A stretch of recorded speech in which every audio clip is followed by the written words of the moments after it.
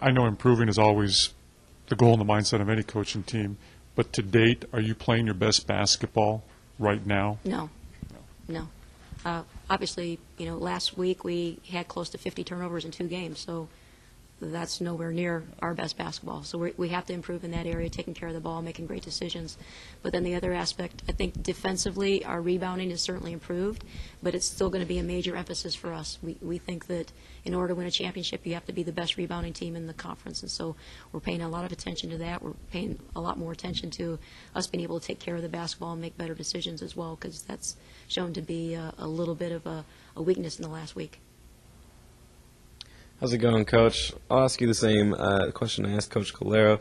3 games in, I know it's kind of early. How do you assess your team's play through conference play? Well, I would have loved to have won the Davis game, and if we had, if we could have taken a little bit longer time out or made some adjustments, I could have been smarter. I think that we would have had a shot to win that game. Had a little bit of bad luck in losing Trotter before that game to injury, which meant that we didn't have the same kind of inside punch and high post scoring opportunities that we normally do with the Santiago Trotter combination.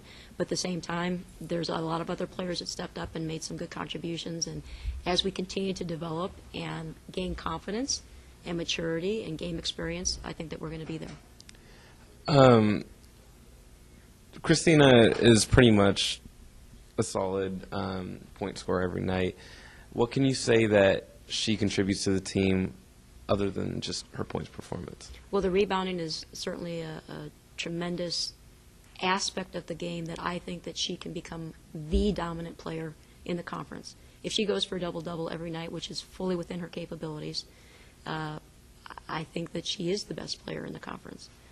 Her abilities to rebound the basketball for us, get us started on the break, if you've not seen her play in the past, she's had some other people that were just dominant on the board, and she could kind of leak out and score in transition for us.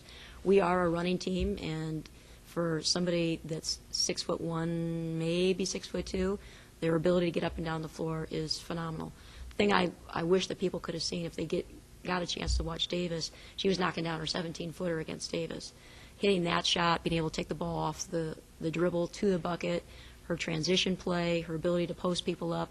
She's got so many tools to be able to score from so many places on the court. Her ability to face up and shoot the ball is an improvement from where she's been in the past. She was always a solid 12-footer, but now she's right at 15, 17 feet. The next part of her evolution is to take her to the three-point line. She's not there this year, but all the other aspects are starting to come along. Her ability to score off of dribble penetration is something that is also a work in progress. But once she gets all that down, there's nobody that's going to be able to stop her. How about off the court and how she helps her teammates in kind of like a leadership role? She has so much power within the team. Anytime she says, I'm being double-teamed here, you shoot the ball. Even if the kid misses, even if her teammate, chucks one up, if she can respond to the place of, keep shooting it, you got that. Once she gives that kind of confidence to her teammates, this team can do amazing things. That's the kind of player that she is becoming, the player that allows other people to shine as well. She's always going to get hers. She's such a great player that she's always going to be able to find a way to get the scores. Can she get other people involved?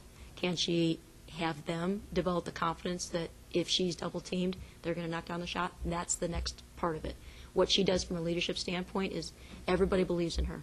They believe so much in her that they sometimes overpass the ball and are forcing things into her. So once she can release some of that pressure from them and they can be in a position where they're going to be also valuable scorers on the team, she won't have to do as much of the scoring work. We'll become a more balanced team as far as our scoring attack goes. But she has so much say in the locker room and on the court by how other people respond to her. They believe in her. What she says is gold. So if she gives them honey, she gets a nice treat at the end of it. Thank you. That's it for me. Okay. What happened with Trotter? And how long is she? Oh, we're not really sure. She had x-rays today. We haven't had a chance to have anybody read those. We're hoping that's not a fracture. It was actually her foot. She played 5 minutes in the Pacific game, came down on it, and she heard some crunching. Anytime you hear crunching, it always concerns me. But she tried to come back in the game, and she just couldn't move. So we got 8 minutes out of her, and she was almost perfect on the floor during those 8 minutes. But obviously having our best post defensive player out and somebody who's 10 points a game for us is a concern at this moment, and we're asking other people to step up. We don't know the timeline yet on Becky. We're hoping we get her back. We're kind of waiting to see what's going on with her. But we can't wait to have her back in the lineup. Coach, you want to quickly mention the Pass Challenge? I sure do. This week, we need everybody to come to all the games. On Saturday, we've got a Pack the House game.